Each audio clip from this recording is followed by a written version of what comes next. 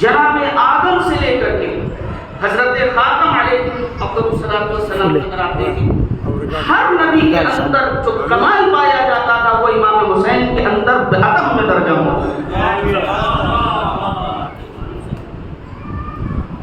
انبیاء کا کام کیا ہے؟ انبیاء کا کام دنیا میں حکومت قائم کرنا نہیں تھا، انبیاء کا کام دنیا میں دولت کو جمع کرنا نہیں تھا۔ اگر واقعی اللہ کے ہدف میں حکومت قائم کرنا ہوتا تو اللہ اپنے ہر نبی کو بادشاہ بناتا۔ اللہ نے اپنے نبیوں کو بادشاہ نہیں بنایا، اللہ نے اپنے نبیوں کو حاکم دنیا بھی نہیں بنایا۔ کیوں؟ کہ اس لیے کہ میرا ولی میری سنت پہ چلتا ہے۔ قرآن کہہ رہا ہے لو شاء اللہ لجعلکم امۃ واحدہ، اللہ چاہتا تم کو ایک امت بنا دیتا تو کیا کر لیتے اس کا؟ اللہ چاہتا ایک امت بنا دیتا، سب کے سب اس کی عبادت کر رہے ہوتے، کر سکتا کہ نہیں کر سکتا؟ تو اے میرے پروردگار تم نے کیوں نہ کیا؟ اللہ کی کتاب نے بڑھ کے سہارا دیا، لیمیز اللہ الخبیث من الطیب۔ کہا نہیں ہم چاہتے ہیں کہ تم ہماری اطاعت اجبار سے نہیں اختیار سے کرو، اجبار سے نہیں اختیار سے ہماری عبادت کرو۔ اے میرے پروردگار کیوں؟ لیمیز اللہ الخبیث من الطیب، تاکہ خبیث خبیث رہے، طیب طیب رہے۔ بعض لوگ کہہ دیتے ہیں کبھی کبھی کہ وہ حضرت علی اگر ایسا تھا تو تلوار کیوں نہ اٹھایا؟ بھائی علی دنیا کے ولی نہیں، علی اللہ کے ولی تھے۔ جب اللہ نے اپنی قدرت کو منوانے کے لیے جبر کا سہارا نہ لیا تو اللہ کا ولی کیسے سہارا لے سکتا تھا؟ جس کو سعادت نصیب تھی اس نے علی کے ہاتھ میں بیعت کی۔ اور یہی امام حسین اعطیتہ مواریث الانبیاء، اے میرے پروردگار تو نے عطا کیا ہے امام حسین کو انبیاء کی وراثت۔ اب آپ دیکھیے میں اثر و مؤثر کی بات کر رہا تھا، اس کی بات کے لیے شاید میرے چھوٹے بھائیوں کے لیے کارگر ثابت ہے۔ انبیاء کے کاموں میں ایک اہم کام کیا ہے؟ کہا بندے اور خدا کے درمیان کے رابطے کو مضبوط کرنا۔ اللہ اور بندے کے درمیان کے رابطے کو، شیطان کی انتھک کوشش یہ ہوتی ہے کہ اللہ اور بندے کے رابطے کو ختم کیا جائے۔ غور کریے گا میرے عزیزوں، لیکن ولی خدا کی یہ رسپانسبلٹی اور یہ ذمہ داری ہوتی ہے کہ وہ اللہ اور بندے کے رابطے کو مضبوط کرتا ہے۔ یعنی مجھے کہنے کا حق ہے کہ یہ جملہ کہ وَأَعْطَيْتُهُ مَوَارِيثَ الْأَنْبِيَاءِ، کہ ہے وہ ذات کے جس کو عطا کیا اللہ نے تمام انبیاء کی وراثتیں، تو اب اگر انبیاء کا کام یہ ہے کہ وہ عبد و معبود کے درمیان کے فاصلوں کو ختم کر دے تو حسین کا کام بھی یہ ہوگا کہ اب عبد و معبود کے درمیان کے فاصلے کو ختم کر دے۔ کیا مطلب؟ کہا حسین سے جڑی ہر چیز خدا کی یاد دلائے گی، حسین سے جڑی ہر چیز، سرکار ابو عبداللہ سے جڑی ہر چیز، سرکار امام حسین سے جڑی ہوئی ہر چیز خدا کی یاد دلائے گی۔ یہ علم، یہ تعزیہ، یہ تابوت، یہ ذوالجناح، یہ جتنی بھی چیزیں آپ دیکھ رہے ہیں یہ محترم اسی لیے ہے کہ ان کا تعلق امر خدا سے ہے۔ لہذا میں کہہ سکتا ہوں کہ جو مجلس بھی آپ کو خدا سے دور کر دے وہ مجلس ریاض ہو سکتی ہے، مجلس عزا نہیں ہو سکتی۔ مجلس عزا اگر آپ کہہ رہے ہیں تو امام حسین کا کمال یہ ہے کہ حسین سے جڑی ہر چیز اللہ کی طرف لے کر کے جاتی ہے۔ میں یوں نہیں کہہ رہا ہوں، جب ہم زیارت پڑھتے ہیں تو زیارت وارثہ پڑھتے ہیں، چونکہ 40 کا دن ہے، سن لیجیے آپ، اور رومانٹی محبت اور اس کے مطالبات۔ جب ہم اور آپ زیارت پڑھتے ہیں زیارت وارثہ شب جمعہ، تو زیارت وارثہ اچھی خاصی بڑی زیارت ہے۔ زیارت وارثہ پڑھنے کے باوجود ایک الگ سے آپ زیارت پڑھتے ہیں شہدائے کربلا کی۔ ابھی آپ کہیں گے مولانا آپ تو پہلی مجلس میں کہہ رہے تھے کہ خیر الکلام ما قل ودل، اچھی بات ہوتی جو کم ہو اور بہتر ہو، مفید ہو۔ لمبی لمبی چوڑی چوڑی تقریر کرنے سے کیا فائدہ بھائی؟ بات آپ کم وقت میں کہہ سکتے ہیں، کم وقت میں کہیے۔ شہدائے کربلا کا مقام دیکھیے کہ باوجود کہ آپ نے امام حسین کو اتنے جملوں میں سلام کیا مگر حسین نے لازم کیا کہ جیسے مجھے سلام کیا ہے ویسے ہی شہدائے کربلا کو بھی سلام۔ کیا کہتے ہیں آپ؟ السلام علیکم یا اولیاء اللہ و احباء، اے اللہ کے ولیوں آپ پہ ہمارا سلام. سبحان اللہ سبحان اللہ. اے اللہ کے دوستوں آپ پہ ہمارا سلام. السلام علیکم یا اصفیاء الطاہب ابداء. اے اللہ کے چنے ہوئے برگزیدہ بندوں تم پہ ہمارا سلام. سبحان اللہ سبحان اللہ. جملے کی ندرت دیکھیے, جملے کی بلندی دیکھیے. آپ مجھے انصاف سے بتائیے کہ مدینے سے مکہ اور مکے سے کربلا کون چن کے لے جا رہا ہے؟ حسین لے جاؤ. امام حسین چن کے لے جا رہا ہے. لیکن زیارت کے جملے کیا ہیں؟ اے اللہ کے چنے ہوئے بندوں تم پہ ہمارا سلام ہو. سبحان اللہ سبحان اللہ. کہ اصل میں امام وقت جس کو چنتا ہے وہ صرف امام وقت کا انتخاب نہیں ہوتا, خدا کا انتخاب ہوتا ہے. نعرے صلوات.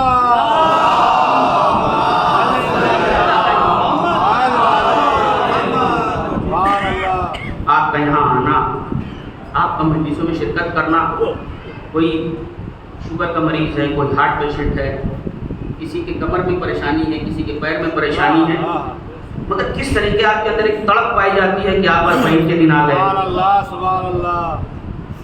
تڑپ آپ کے اندر پائی جاتی ہے کہ آپ مجلس میں آ گئے.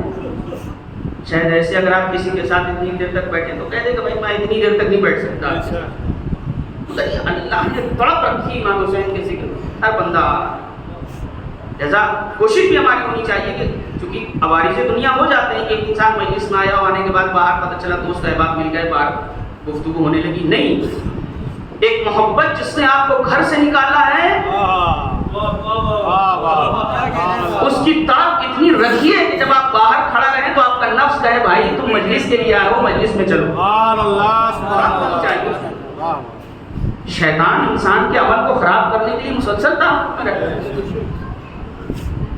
اور یہ تڑپ ہے, یہ ماں باپ کی تربیت ہے کہ جو مجلسوں کے وقت میں ہم گھروں سے نکلتے ہیں, یہ تڑپ. تو امام حسین سے جتنی چیزیں جڑی ہیں ہر چیز ذات پروردگار کی طرف لے کر کے جاتی ہے, ہر چیز. اور اربعین کا یہ کہاں سے ملے؟ یہی وجہ ہے کہ ہمارے یہاں فقہ کے باب میں ایک چیز ذکر ہے, استبراء حیوان نجاست. ہو بعض حیوان جو ہوتے ہیں وہ حلال گوشت ہوتے ہیں, بعض حرام گوشت جانور ہیں جن کا گوشت کھانا, یعنی بعض جانور وہ ہیں جن کا گوشت کھانا حرام ہے, بعض جانور وہ ہیں جن کا گوشت کھانا حلال ہے. جن جانوروں کا گوشت کھانا حلال ہے وہ بھی اگر نجاست کھانے کے عادی بن جائیں تو ان کا پھر گوشت کھانا کیا ہو جاتا ہے, حتیٰ کہ ان کا پسینہ بھی جو ہے وہ نجس ہو جائے. اب واہ واہ, لیکن جو اثر جو میں بات کر رہا تھا نا, اربعین میں راز ہے, راز کہ اگر یہی جانور مسلسل جو ہے وہ نجاست کھانے کا عادی بن گیا تو اب کیا ہوگا, وہ نجس ہو جائے. لیکن شریعت میں اس کو بھی پاک کرنے کا طریقہ ہوا. اگر جانور نجس ہو جائے, ایک پاک جانور نجس ہو جائے تو اس کو اس کی فطرت پہ لوٹایا کیسے جاتا ہے؟ تو کہا استبرا کیا جائے. استبرا میں کیا کیا جائے گا؟ کہا اس جانور کو بند کر دیا جائے گا ایک جگہ, ایک اچھے ماحول میں, ایک اچھے انوائرمنٹ میں اس کو رکھا جائے. کیا کریں گے اتنے دنوں میں؟ ایک پروسیس ہوگا, سب کی الگ الگ مدت معین ہے. اگر مرغ جو ہے وہ نجاست کھانے کا عادی ہو جائے تو اس کے لیے دن معین ہے کہ اتنے دن جو ہے وہ 5 دن 10 دن اس کو جو ہے وہ ایک اچھے ماحول میں رکھا جائے گا, اچھی غذا دی جائے گی, اس کو کہیں باہر نہیں نکلنے دیا جائے گا. گائے, اگر گائے بھینس یا ایسی چیزیں جو ہے وہ نجاست کھانے لگی تو ان کو بھی بند کیا جائے گا, ان کو پاک غذا دی جائے گی, اچھے ماحول میں رکھا جائے گا. کیوں؟ تاکہ وہ اپنے طہارت کی طرف پلٹ آئے. اے میرے پروردگار, تو نے جانوروں کا بھی انتظام, جانوروں کا انتظام کیا ہے, کیا ہم انسانوں کا بھی انتظام کیا ہے؟ کیا بات ہے. کہا ہاں, پہلی محرم سے لے کر کے اربعین امام حسین.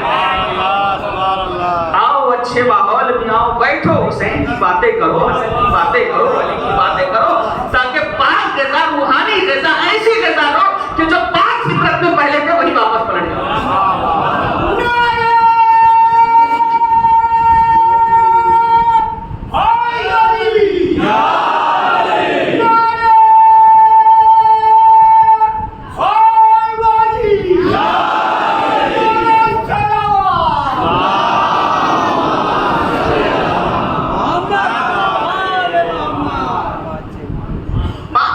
پہ انسان واپس لوٹا.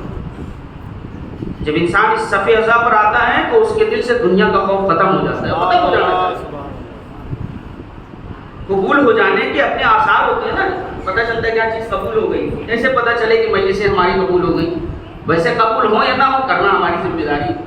اس لیے کہ اجر رسالت ہے. سبحان اللہ. یہ اجر رسالت وہ قبول کرے نہ کرے ان کی مرضی ہے. لیکن ہماری ذمہ داری بنتی ہے کہ ہم مجلسوں میں آئیں. مجلسوں میں آنے کے فوائد میں ایک عظیم فائدہ جو علماء اخلاق نے، علماء ربانی نے، علماء عرفان نے ذکر کیا وہ یہ ہے کہ سب سے پہلی چیز تو یہ ہے کہ انسان کے دل سے دنیا کا خوف ختم ہو جاتا ہے. دنیا کا خوف ختم ہو جاتا ہے انسان کے دل سے، اور اللہ اس کی جگہ پہ اللہ کا خوف پیدا ہوتا ہے انسان کے دل میں. اور یہی وجہ دیکھیں آپ ہمارے یہاں مستحب قرار دیا گیا، روایات میں بھی ہے کہ اگر ہم کہیں جا رہے ہیں، اگر ڈر محسوس ہو رہا ہے تو قرار دیا گیا ہے کہ انسان اپنے ساتھ تھوڑی سی خاک شفا خاک پاک رکھ لے. اس سے کیا ہوگا کہ اس کے دل سے دنیا کا ڈر ختم ہوگا. سبحان اللہ. اللہ رہے امام حسین، اللہ رہے قربانی سید الشہداء. کب قربانی دی ہے؟ 1400 سال پہلے. 1400 سال پہلے قربانی دی. اور مٹی کا اثر یہ ہے کہ آج بھی کوئی اپنے ساتھ رکھ لے تو دنیا کا خوف ختم ہو جائے. جب مٹی میں یہ اثر پایا جاتا ہے تو اگر کوئی اپنے دل میں ذکر امام حسین کو سنبھالے. میں گزارش کروں گا مولانا سے کہ تو آگے تشریف لیں. سلوات بھیجیں حضرت محمد و آل محمد.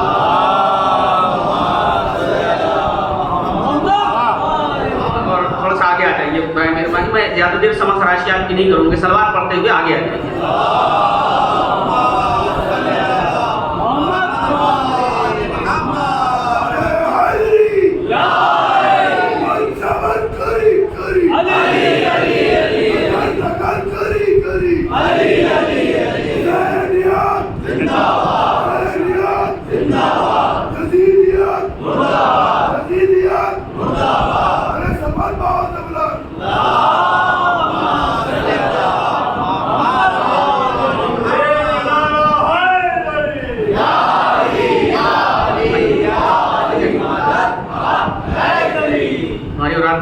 بنتی ہے ہمارے درمیان جو علم علماء کرام ہوں ان کو یہ تہذیب ہے، ادب مجلس ہے کہ ان کو آگے بلایا جاتا ہے. مسعود امام زمان علیہ السلام بلند تر سلوات.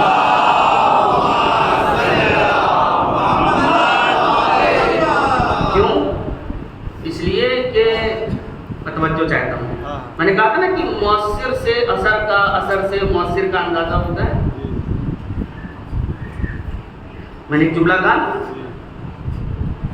جو بافہم مجمع ہوتا ہے وہ علماء کو آگے کرتا ہے. اس لیے کہ مجمع خوب جانتا ہے چراغ کو جتنا بلند کیا جائے روشنی اتنی زیادہ پھیلے. علماء کی قدردانی واجب ہے، علماء کی قدردانی ضروری ہے. اس لیے کہ جب آج یہ جو آپ اربعین امام حسین میں دیکھ رہے ہیں کہ اس طریقے سے 2.5 سے 3 کروڑ کے آس پاس کا مجمع جو اکٹھا ہوا ہے کربلا میں، اگر جب ہم اس کی تاریخ پڑھتے ہیں، بڑے بڑے علماء، بزرگ علماء، اتنی سختیوں کے باوجود، اتنی یعنی حالات ایسے، حکومتیں مخالف، مگر انہوں نے امام حسین کے راستے کو ترک نہیں کیا. نتیجہ کیا ہوا کہ علماء بیدار تھے تو عوام بھی بیدار رہی. جس قوم کے علماء سو جاتے ہیں، یا یوں میں یوں کہوں جس قوم کے علماء کے دلوں میں باطل کا ڈر سما جاتا ہے وہ عوام بھی ڈرتی نظر آتی ہے. مگر جس قوم کے علماء باطل حکومتوں سے نبرد آزما ہو جاتے ہیں، ان کے اندر یہ ہمت پیدا ہوتی ہے کہ وہ زمانے کے یزید سے آنکھ ملا کر کے باتیں کرتے ہیں.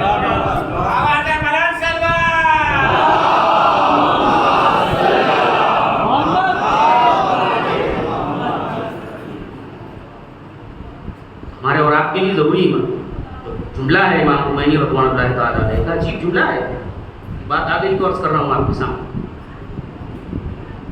یہ محرشے کی تاریخ، ہمارے پاس جو کچھ بھی ہے، جو کچھ بھی ہے، اس جو میں بڑی گنجائش ہے. یہاں ہم جیسے، میں اپنی بات کر رہا ہوں کہ ہم چاہتے ہیں کہ ابھی کوئی خدمت نہیں ہے مگر بڑے بڑے لقب لگ جائیں. جو کچھ بھی ہمارے پاس ہے وہ برکت ہے محرم اور سفر کی. سلسلہ دیکھیے گا. عالم وہی ہوتا ہے جس کے بلانے کا مرکز اہل بیت ہوتے ہیں. سلسلہ دیکھیے آپ. عالم بلائے گا اہل بیت کی طرف, اہل بیت بلائیں گے رسول اللہ کی طرف, رسول اللہ بلائیں گے اللہ کی طرف. یہ سلسلہ ہے. اگر یہ سلسلہ ٹوٹ گیا تو پھر جو ہے وہ چیز نبویات میں شمار ہو جائے گی اور اس کا کوئی فائدہ نہیں. میں عرض کر رہا تھا آپ کے سامنے کیا مجھے وقت کا بھی خیال کرنا ہے کہ قطعی ایسا نہ ہو کہ گفتگو کرتے کرتے میں ایسے راہوں پہ نکل جاؤں گی, بات بلانی ہو جائے. سمیٹ رہا ہوں میں اپنی بات کو یہ کہتے ہوئے کہ امام حسین سے جڑی ہوئی ہر چیز خدا کی آتی ہے. امام حسین سے جڑی ہوئی ہر چیز کے اندر اللہ کی وحدانیت کے جلوے دیکھے جاتے ہیں. میں نے پہلی مجلس میں ایک جملہ عرض کیا تھا, ارباب مقاتل نے جو لفظیں لکھی ہیں وہ عجیب و غریب لفظیں ہیں. کہ میں مسائل نہیں پڑھ رہا ہوں کہ امام حسین 6 ماہ کے, میں مسائل نہیں پڑھ رہا ہوں, 6 ماہ کے بچے کو ہاتھ پہ اٹھائے ہوئے ہیں. سچی وحدانیت کسے کہتے ہیں؟ وحدانیت پروردگار. 6 ماہ کے بچے کے جنازے کو ہاتھ پہ لیے ہوئے ہیں اور جملہ کیا کہے, اللہم انت متعالی المکان, اے میرے پروردگار تیرا مکان بہت بلند, عظیم العفو حسن البلاء قادر علی ما تشاء ارید الکبریاء عظیم الجبروت رضا کا یا رب. ہے میرے پروردگار تو بلند ہے, تیری بلندی کا کون اندازہ کرے. تیری ہی کبریائی ہے, تیری ہی حکومت ہے, تیری ہی حاکمیت ہے, اور اے میرے پروردگار میں تیرے علاوہ کسی کو فریاد رس نہیں پاتا. اے میرے بار الہ میری قربانیوں کو قبول کر لے. کون کہہ رہا ہے؟ سید الشہداء. اگر ان کی نہ قربانی قبول ہو تو کس کی قبول ہوگی؟ لیکن طرز ہے یہ امام حسین کا کہ اپنے عمل کو کافی نہ سمجھو. آج 40 کا دن ہے, بعض لوگوں کی عشرہ ختم ہو جائے گا, کچھ کی خمسہ ختم ہو جائے گا, کچھ کی سلسلہ جاری رہے گا, تو کسی کے دل میں نہ یہ نہ آئے کہ ہم نے امام حسین کی خدمت کر لی. حسین نے اللہ کی خدمت کو کافی نہیں سمجھا. ہماری ذمہ داری یہ ہے کہ ہم حسین کی خدمت کو کافی نہ سمجھیں.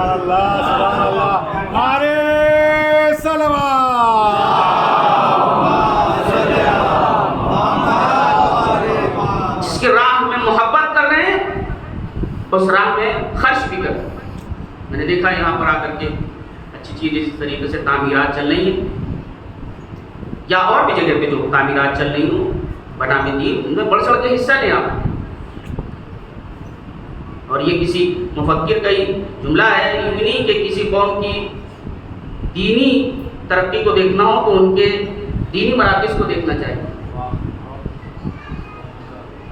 دیکھیں یونیورسٹی بننا چاہیے, اسکول بننا چاہیے, ضرورت ہے زمانے کی, کوئی دو رائے نہیں ہے, بالکل ہونا چاہیے. یونیورسٹی بنے, اسکول بنے, بچے اسکولنگ کریں, یونیورسٹی جائیں, ترقی کریں. لیکن ہمیں یہ بات نہیں بھولنا چاہیے کہ مدرسے کا قد کم کر کے یونیورسٹی کا قد نہیں بڑھتا. یہ بہت بڑی غلط فہمی ہے. مدرسوں کی قدریں بلند کرو تاکہ یونیورسٹیز بلند ہو جائیں.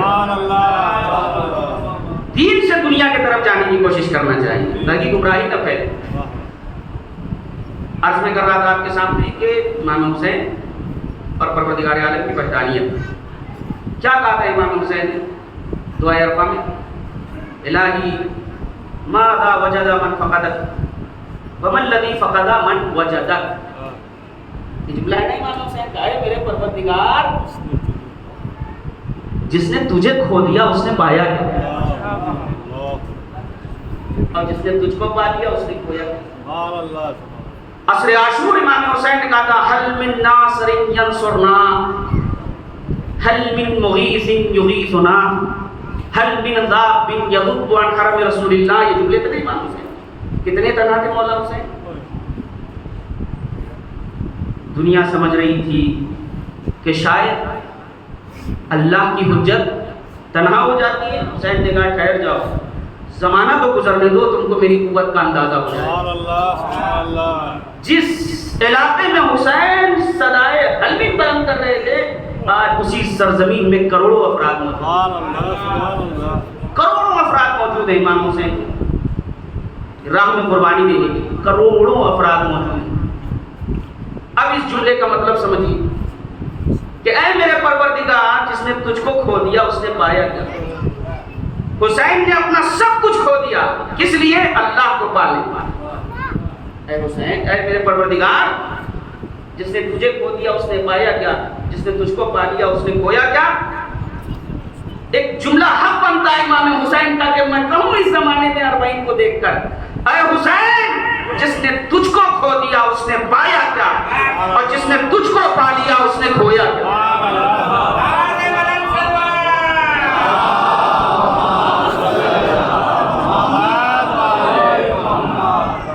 جس نے تجھ کو پا لیا مولا، اس نے کیا کھویا؟ ایک نعرہ اور ایک تلوار ایسی لگائیے جس کی آواز کربلا مولا تک جائے، اور مولا ہم سب کو اپنی زیارت کے لیے بلائے۔ نعرہ حیدری،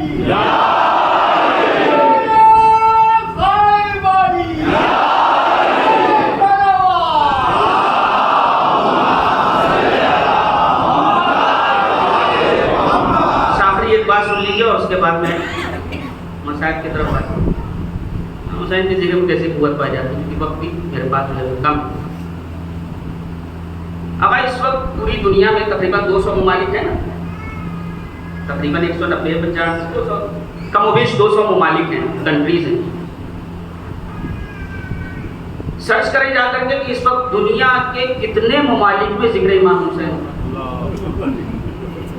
کتنے ممالک میں ذکر امام حسین ہوا؟ زداری امام حسین، یہ لوگ ہیں جو جڑے ہوئے۔ امام حسین کا تعلق محض صرف ایک مکتب فکر سے نہیں ہے، امام حسین کا تعلق انسانیت سے ہے۔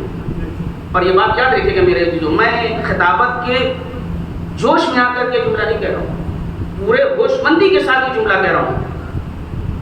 جس کا بھی تعلق دنیا ظلم سے ہے اس کو حسین پسند نہیں ہو سکتا، نہیں ہو سکتا ہے کہ اس کو امام حسین پسند آئے۔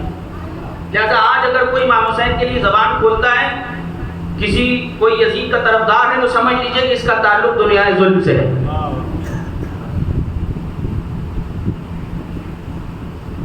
جناب زینب نے 40 کا دن ہے نا، جناب زینب نے کیا کہا تھا سید سجاد سے؟ بیٹا سید سجاد، مسائل نہیں پڑھ رہا ہوں، سن لیجئے آخری بات، یہ گوشہ دے کر کے اس کے بعد میں مسائل شروع کروں گا۔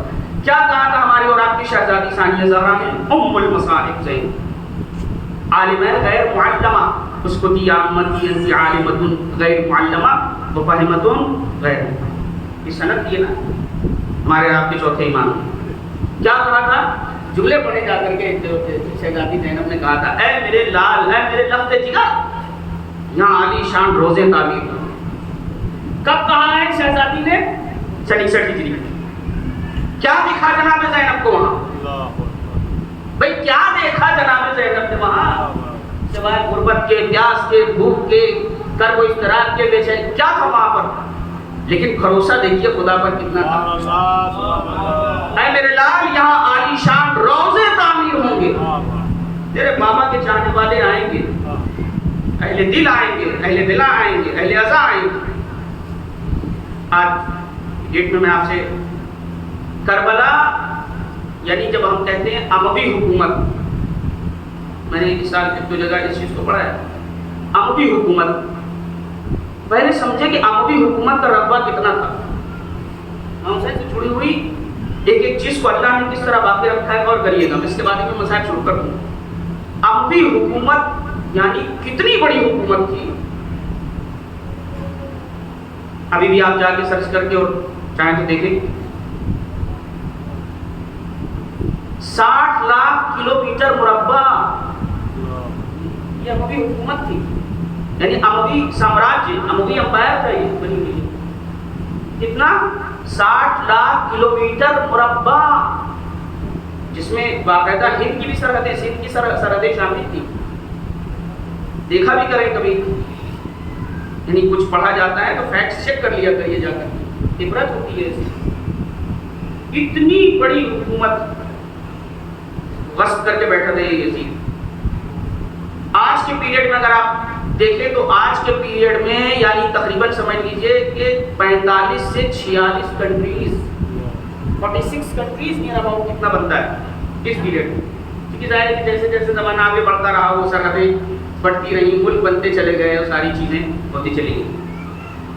تو اس دور کا اس دور سے مقایسہ کریں تو 60 لاکھ کلومیٹر مربع اس دور میں کتنی ممالک بن گئے، کتنے کنٹریز بنے؟ 46 تقریباً. اس سے زیادہ ہی ہوں گے، اس سے کم نہیں. 46 ممالک. اتنی بڑی حکومت، اتنا بڑا امپائر تھا یزید کا. یزید نے اتنی بڑی حکومت جمع کی. اب جو افراد گئے ہیں زیارت پر خوش نصیب، ان سے پوچھیے کہ اتنی بڑی حکومت کا مالک کہاں ہے؟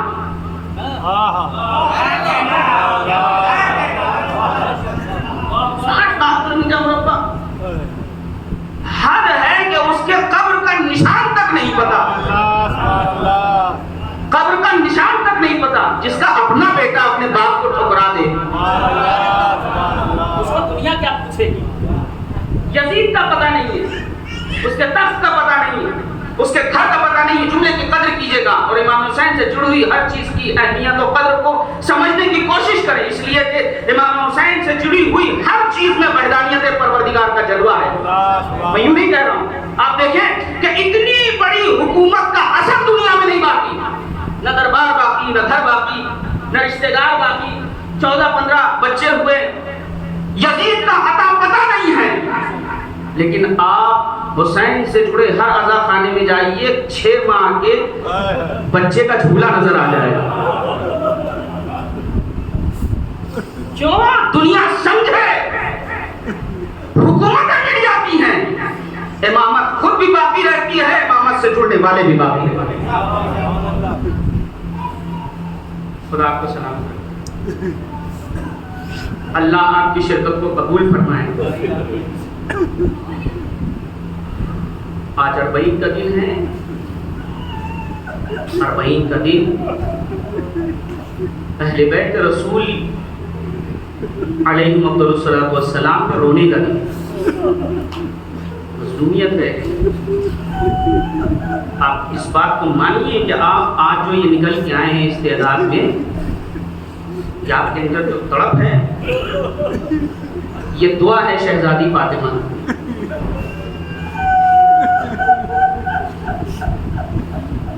دعا ہے شہزادی فاطمہ.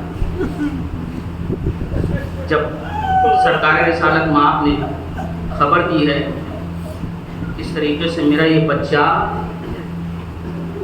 بے آب ہو گیا، ذبح کر دیا جائے گا، ماں تڑپ گئی.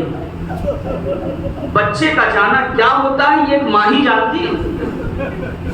جس کا اپنا لال کھو جائے وہ سمجھتا ہے کہ ماں کا جانا، بچے کا جانا کیا ہوتا ہے. یہی وجہ ہے اس ترقی کے زمانے میں امام حسین کی فضیلت کا بھی اور بہتر اندازہ ہو سکتا ہے، ان کی مظلومیت کا بھی اندازہ ہو سکتا ہے. آپ نے بھی دیکھا ہوگا کہ ابھی کچھ عرصے پہلے جس نے جناب مختار کے نام سے جو سیریل بنا، اس میں جس انسان نے ہرملا کا رول پلے کیا تھا، اس کا انٹرویو آیا تھا. کیا کہا تھا اس نے کہا تھا کہ جب میں نے ہرملا کا رول پلے کیا اور پہلے ہی دن میری ماں نے دیکھا، اس کے بعد 6 مہینے میری ماں نے مجھ سے بات کی.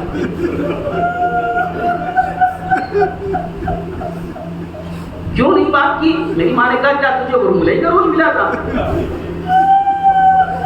وہ نہیں سمجھ سکتا تھا. ایک ماں جانتی ہے بیٹے کا جانا کیا ہوتا ہے. اب کوئی رباب کے دل سے پوچھے، یہ یوم 40 ہے، یہ شہداء کربلا کو سلام کرنے کا دن ہے، اسیران کربلا کو سلام کرنے کا دن ہے. خدا آپ کی شرکت کو قبول فرمائے. حسرت تھی امام حسین علیہ السلام. یا آپ کا جلوسوں میں آنا، یا آپ کا سینہ زنی کرنا، یا آپ کا نمو گریہ کرنا، یہ محبت کا تقاضا ہے. دنیا کا کون سا انسان ہے جو محبت کرے کسی سے اور اس کے چھوٹ جانے پر روتا نہیں؟ فطری تقاضا ہے کہ انسان اپنے محبوب کے فراق میں روتا ہے. یہی جملہ تو امام زین العابدین نے کہا تھا نا، جب جناب بلال نے پوچھا اے فرزند رسول کب تک روئیں گے؟ فرزند رسول کب تک گریہ کریں گے؟ شہادت تو آپ کے گھر کی میراث ہے. کہا منہار تم نے انصاف نہیں کیا، منہال جناب یعقوب کے 12 بیٹے تھے. اللہ نے ایک بیٹا مصلحتاً صرف ان کی نگاہوں سے اوجھل کر دیا. جناب یعقوب اتنا روئے کہ آنکھوں کی بینائی چلی گئی. اے منہال میں نے اپنے سامنے 18 یوسف دیکھے.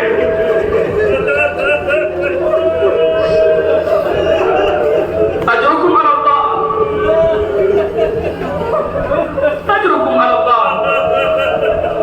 کل عین باکیہ الا عین بکت علی مصاب ابی عبداللہ. قیامت کے دن ہر راہ ہی اشکبار ہوگی سوائے ان آنکھوں کے کہ جو مولا حسین کی غربت پر نکلے ہوں، آنسو نکلے ہوں دل سے، وہی آنکھیں اشکبار نہ ہوں. عجب امام حسین کی مصیبت. آپ اندازہ کریں کہ امام حسین جس زمین پر آج ضرورات جمع ہے، آپ دیکھیں کہ کس طریقے سے بڑے بڑے علماء، بڑے بڑے گواہ خان، بڑے بڑے مرثیہ خان، بڑے بڑے افراد جن سے ملنا شاید اتنا آسان نہیں ہے، سب ایک اپنے ذلیل بن کے حسین کی بات مولا ان سب کی شرکت کو قبول فرمائے. ہمیں بھی توفیق دیجیے کہ ہم بھی آئندہ سال 40 میں آپ کے حرم میں، اس لیے کہ ان اللہ عوض الحسین بقتلہ، اللہ نے حسین کو قربانی کے عوض میں کیا دیا؟ جعل اجابت الدعاء تحت قبۃ. اللہ نے علی اکبر کے خون کے عوض میں، علی اصغر کے خون کے عوض میں، سکینہ کی یتیمی کے عوض میں، حسین پر پڑنے والی ضربوں کے عوض میں یہ امر عنایت کیا کہ اللہ نے اجابت دعا امام حسین کے قبے کے نیچے رکھا. جب کوئی مومن دعا کرتا ہے تو اللہ نے فرشتوں کو مقرر کیا ہے، جو فرشتے اس کے مدعا کو امام حسین کے قبے کے نیچے لے کے جاتے ہیں. اجرکم علی اللہ، اجرکم علی اللہ. خدا کو کسی غم میں نہ رلائے سوائے غم سید الشہداء کے. مظلومیت ہے امام حسین کی، مظلومیت. جس زمین کو امام حسین نے خود خریدا ہے، 60,000 درہم میں تقریباً خریدا، اور اس کے بعد جن سے خریدا تھا ان کو ہی ہبا کر دیا، ڈونیٹ کر دیا. اور کیا کہا؟ دیکھو جب میرے چاہنے والے تیار ہو جائے، ایسا نہ ہو کہ وہ عالم غربت میں بھوکے پیاسے رہ جائے. میرے چاہنے والوں کی ضیافت کرنا. سلام ہو اہل عراق کے اوپر جو زائرین کا خیال کرتے ہیں. اور شاید یہی وجہ ہے کہیں ایسا نہ ہو جیسے فاطمہ کا لال بھوکا رہ گیا، فاطمہ کا لال پیاسا رہ گیا. ایسا نہ ہو کہ کوئی حسین کا چاہنے والا آئے اور بھوکا چلا جائے، پیاسا چلا جائے. لہذا جس راستے سے گزریے کوئی پانی لے کے کھڑا ہے، کوئی کھانا لے کر کے کھڑا ہے. اے مولا کے چاہنے والے، اے مولا کے ظاہر کچھ کھا لیجیے.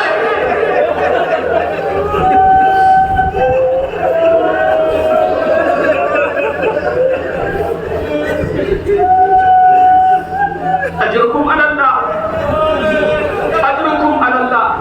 سلام ہے میرا ان علماء کی قربانیوں پر جنہوں نے اس قوم کو یہ تہذیب دی.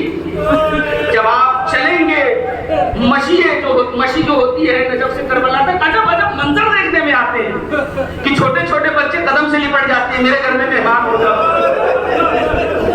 اسی زمین پر ایک مہمان کو لوٹ لیا گیا، اس زمین پر ایک مہمان کو لوٹ لیا گیا، اس کے بچوں کو یتیم کیا گیا. مجھے انصاف سے بتائیے، اگر کسی کی کسی دوسرے کے ساتھ خصومت ہو جائے، آپ مجھے بتائیے اس کے 6 مہینے کے بچے سے کوئی دشمنی نہیں بانٹتا ہے؟ ارے آپ یہی تو کہتا ہے میری دشمنی اس سے تھی، اس کے 6 مہینے کے بچے سے کیا لینا ہے؟ ہائے حسین کی غربت جو آ کے کہہ رہا تھا اے فوجی اشکیا، اس بچے کی ماں کا دودھ بھی خشک ہو گیا. اجرکم علی اللہ، اجرکم علی اللہ. خدا کو کسی غم میں نہ رلائے سوائے کربلا والوں کے غم. حسین نے خواہش کیا کی؟ خواہش کیا کی امام حسین نے؟ بلایا ہے بنی اسد کے افراد کو اور مردوں کو بلا کے کہا کہ دیکھو بس ایک کام کرنا، جب ہم شہید ہو جائیں تو ہمارے لاشوں کو دفن کر دیں۔ اس شہر بھوپال کا ہر کلمہ پڑھنے والا میں صرف ایک سوال کرتا ہوں، کوئی مسلمان جس نے لا الہ الا اللہ محمد رسول اللہ کہا، کسی کو پتہ چل جائے کہ کسی مسلمان کا جنازہ یوں ہی پڑا ہے،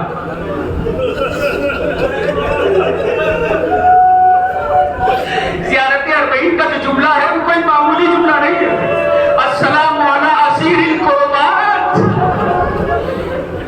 واجب ہو جائے گا ہر مسلمان کے اوپر، یہ نہیں دیکھا جائے گا کون کس فرقے سے تعلق رکھتا ہے، واجب ہے مسلمان کے اوپر کی جائے اس کے غسل و کفن دفن کا انتظام کرے۔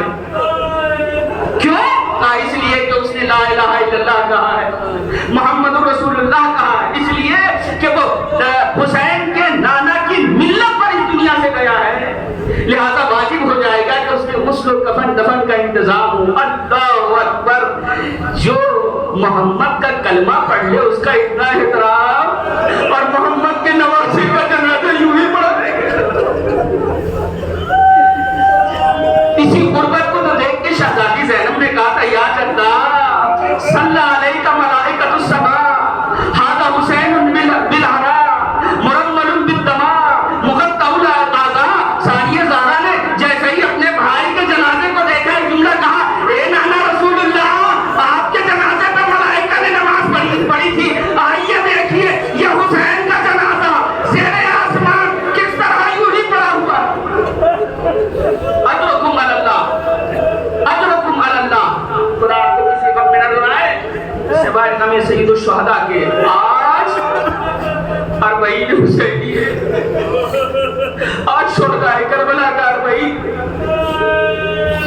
ہم بھی اپنی مرحومی کا چیلنج کرتے ہیں۔ ہمارا طریقہ کیا ہوتا ہے جب اپنے مرحوم کا چیلنج کرتے ہیں؟ تو یہ ہوتا ہے اعزاء آتے ہیں، اقرباء آتے ہیں، اس کے نظر و فاتح کا انتظام ہوتا ہے۔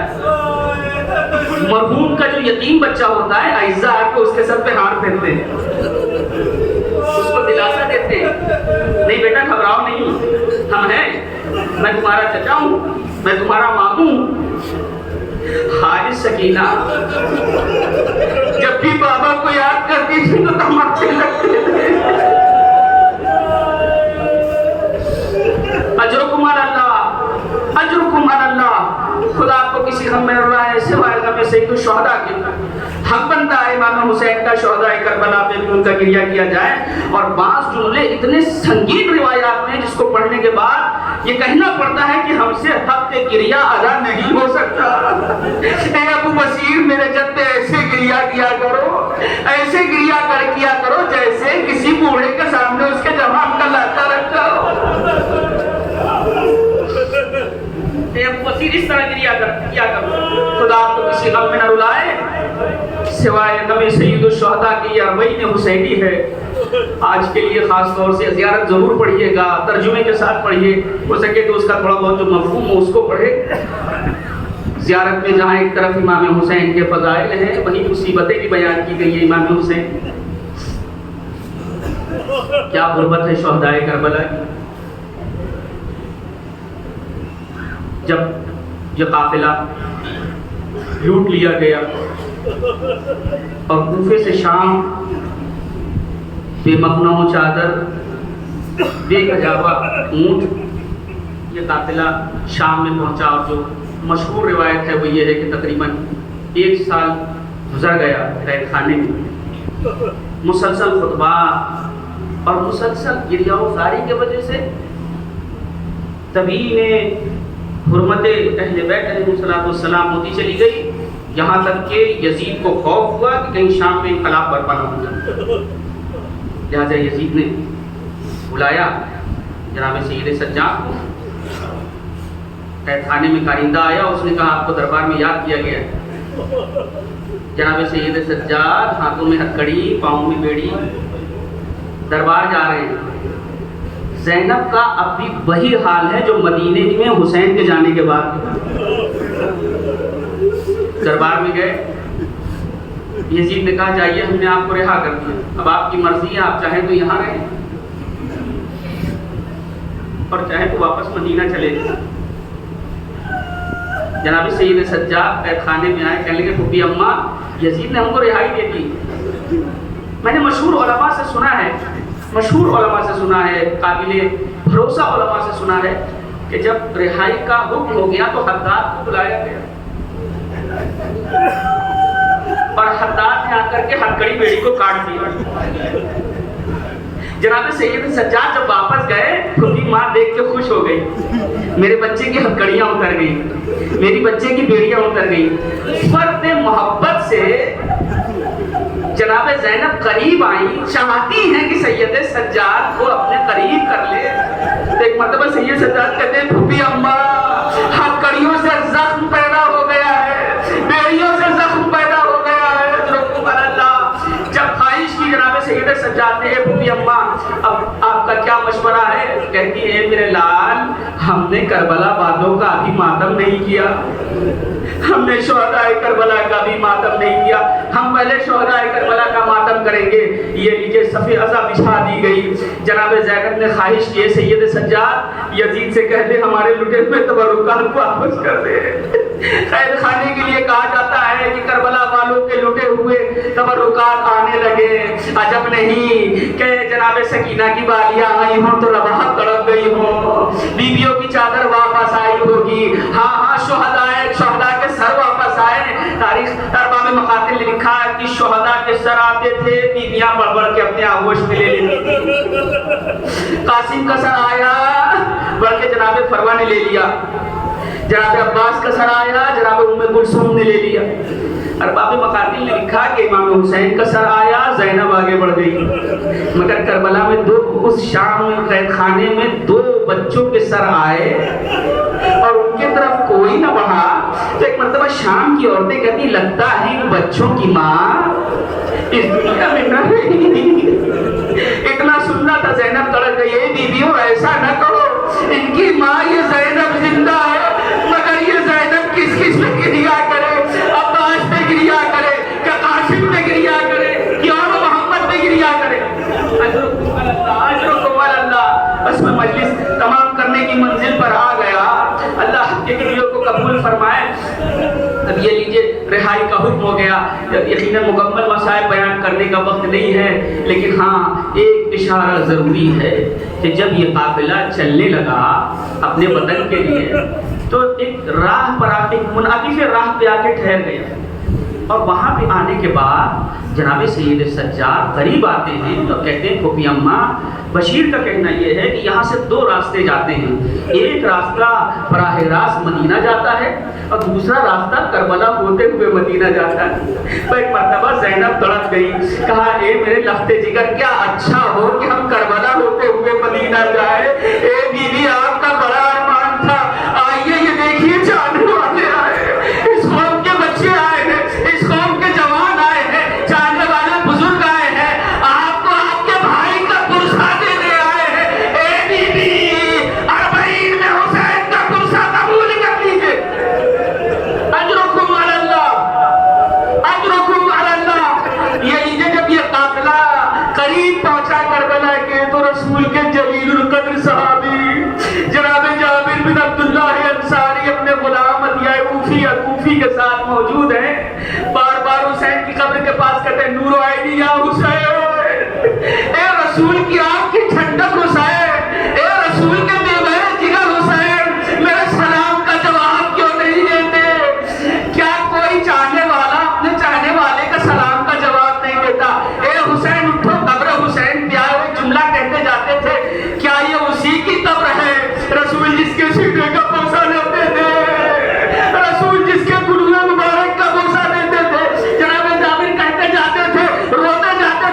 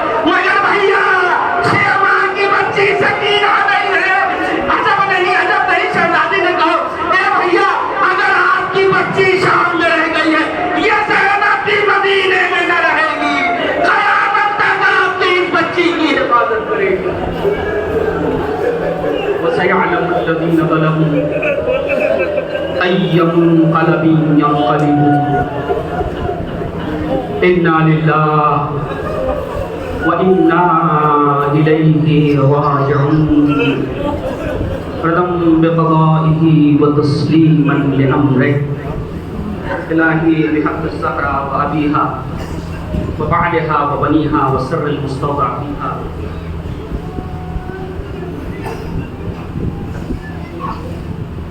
وسر المستودع اے میرے پروردگار جو واسطہ ہے محمد والے محمد علیہ السلام ہماری سے زیادہ